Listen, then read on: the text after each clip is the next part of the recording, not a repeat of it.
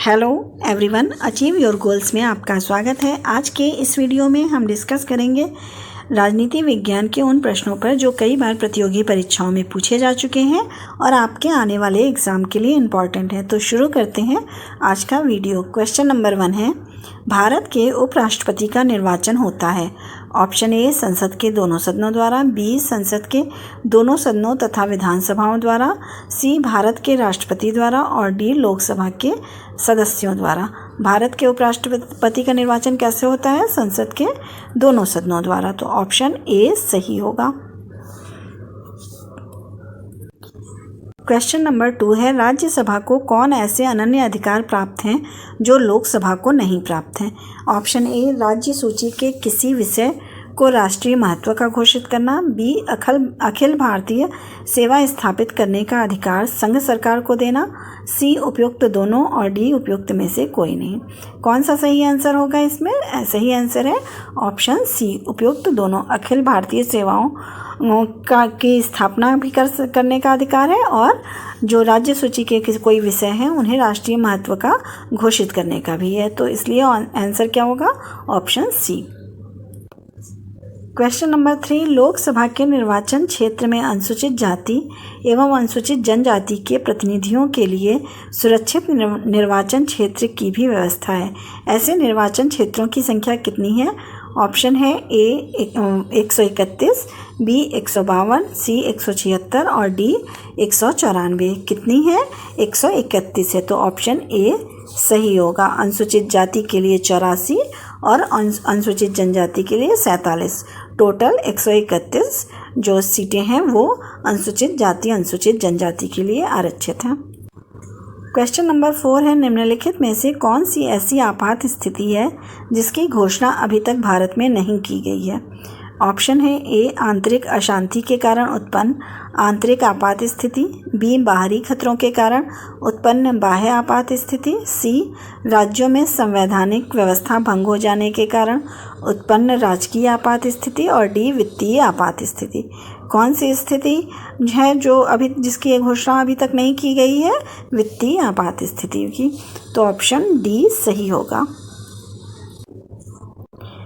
Question number 5, Bharat की नागरिकता कहाँ से लिया गया है? ए संयुक्त राज्य अमेरिका, बी रूस, सी ब्रिटेन और डी अफ्रीका। कहाँ पे आधारित है भारत की नागरिकता का नियम? ये जो है वो ब्रिटेन पे। जैसे ब्रिटेन में एकल नागरिकता होती है वैसे ही भारत में भी एकल नागरिकता ली गई है। ऑप्शन सी सही होगा। क्वेश्चन नंबर 6, भारतीय राष्ट्रपति के सर्वसम्मति से चुने जाने का अभी तक एकमात्र उदाहरण है। ऑप्शन है ए doctor Rajendra Prasad, B doctor Radhakrishnan, सी डॉक्टर जाकिर हुसैन और डी नीलम संजीव रेड्डी। कौन से राष्ट्रपति थे जिनको सर्वसम्मति से चुना गया था? नीलम संजीव रेड्डी को। तो ऑप्शन डी यहाँ सही होगा। क्वेश्चन नंबर 7, निम्नलिखित में से किसी भौगोलिक क्षेत्र को अनुसूचित घोषित करने का संवैधानिक अधिकार किसको है? ए राज्यपाल को, बी मुख्यमंत्री को, सी प्रधानमंत्री को और डी राष्ट्रपति को। किसे अधिकार है अनुसूचित घोषित करने का किसी भी भौगोलिक क्षेत्र को? राष्ट्रपति को। तो ऑप्शन डी सही होगा। क्वेश्चन नंबर 8, कल्याणकारी राज्य की संकल्पना का समावेश भारत के संविधान में है। ए राज्य के नीति निर्देशक तत्वों में, बी चौथी अनुसूची में, सी मौलिक अधिकारों में और डी प्रस्तावना में।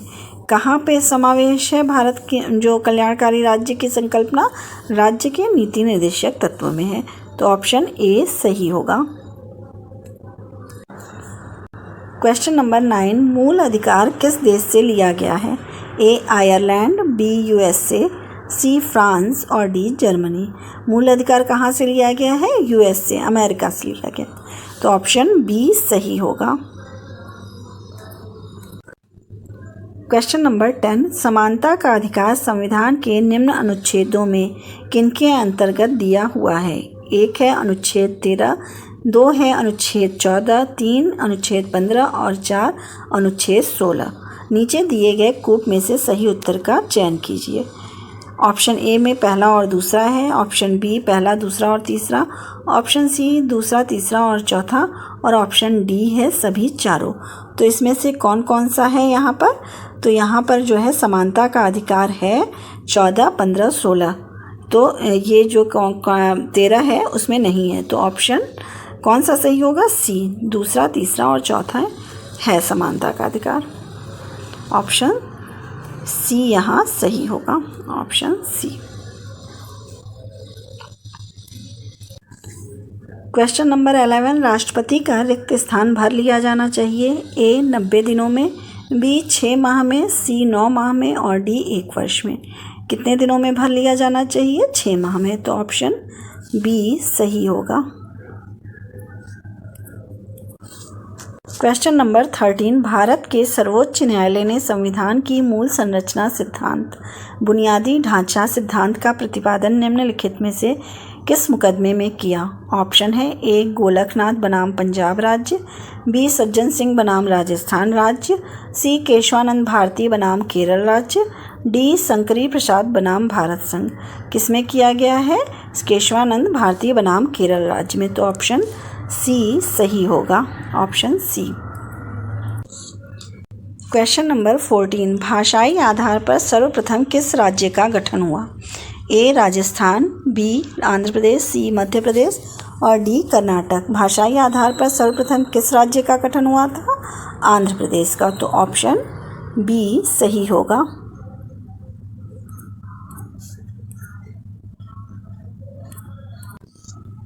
क्वेश्चन नंबर 15, दिल्ली है ए एक राज्य, बी एक केंद्र शासित प्रदेश, सी एक स्वायत्तशासी परिषद और डी इनमें से कोई नहीं। क्या है दिल्ली? दिल्ली है एक केंद्र शासित प्रदेश। तो ऑप्शन बी सही होगा। बी। क्वेश्चन नंबर 16, भारत में कितने संघ शासित प्रदेश हैं? ऑप्शन है ए 6, बी 7, सी 8 और डी 9। कितने संघ शासित प्रदेश हैं? 8 हैं। तो ऑप्शन सी सही होगा।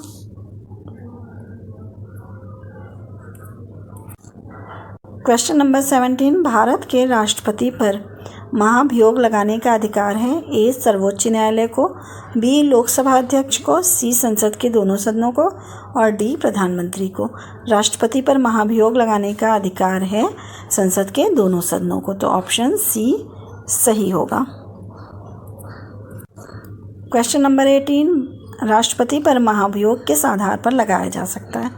ए किसी भी आधार पर, बी संविधान के अतिक्रमण करने पर, सी राज्य विधानसभा को भंग करने पर और डी उपराष्ट्रपति को राष्ट्रपति बनने पर। कब राष्ट्रपति पर महाभियोग लगाया जाता है?